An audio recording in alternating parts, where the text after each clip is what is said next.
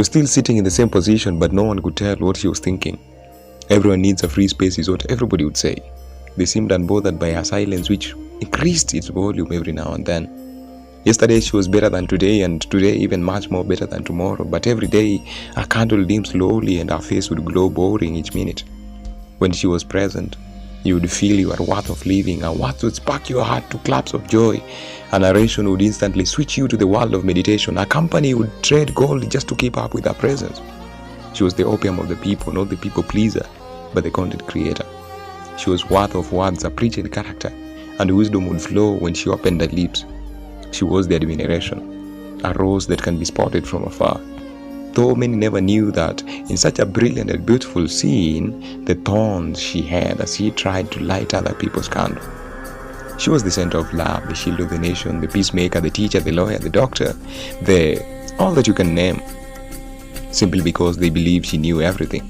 The marking scheme of events, not having in mind that humans have wear and tear which constantly needs repair. And iron sharpeneth iron, and so human needs to bear each other's burden, because we are all flesh and blood. Daily our fears grew mightier, our burdens built the foundation, the unfriendly world erected the pillar, cunning words built the walls, and the hopelessness of the world built that roof. And the role of being the pure sunshine of the community finished the fate by providing the locked door. In a cage now she was, thoughts running marathons in her mind, decision playing soccer in the small brain field.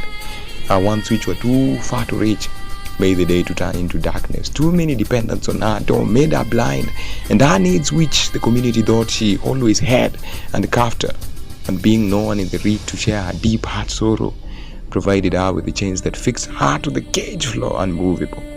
The situation was terrible, yet also her move freely as she laughed with ease. She would seclude herself to lone hours and nobody would bother the change in the trend. Slowly she was getting off from the public domain, which was her normal routine, but no one bothered to inquire the reason behind the step. Her talks were now contentless and her thoughts uninspiring, but the mass would just retweet and make fun of it, and made no effort to save the situation, not knowing the bitter pills she was swallowing every day to just prove that she is okay. She was drowning in tears, her heart breaking in pieces, the skin frowning from within. She was looking for love, a soul that would listen to her. She wanted a hearing, but many would ridicule her. She wanted to open her heart, but no one would give her a chance.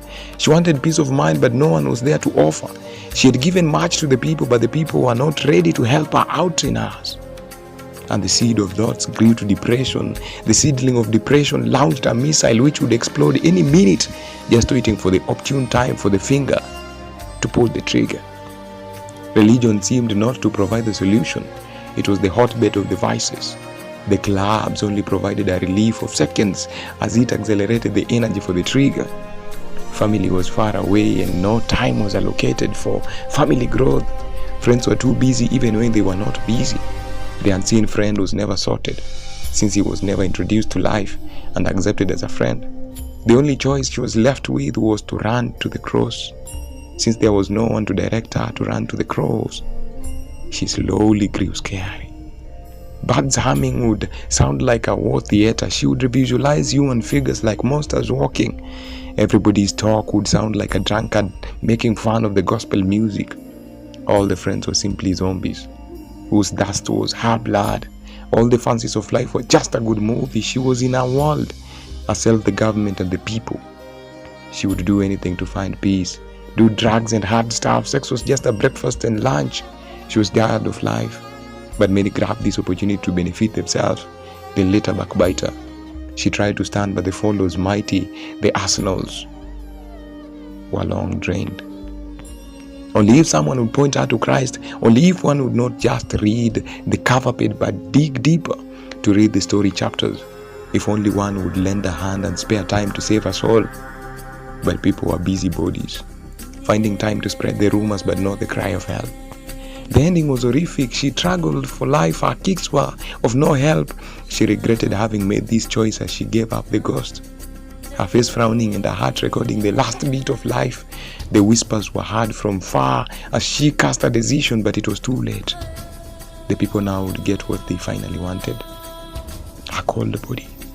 to just fake a cry and give that mic to say how they loved him, to blame her for the action, yet entirely they were the catalyst to the reaction, to just come together and find the story for the next and meaningful lives. The sun just rested unceremoniously, having not shined its brilliance expressively.